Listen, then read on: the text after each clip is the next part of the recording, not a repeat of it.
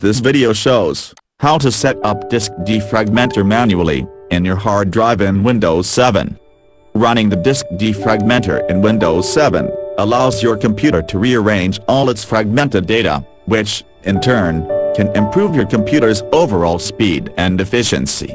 For set up Disk Defragmenter, first, anyway go to your control panel.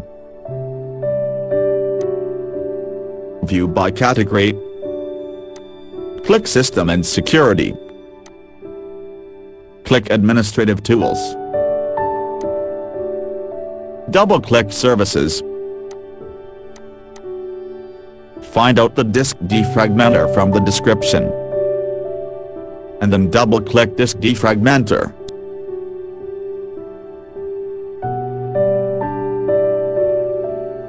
Select from the startup type, automatic, or manual, or automatic delayed start, as you wish which you want.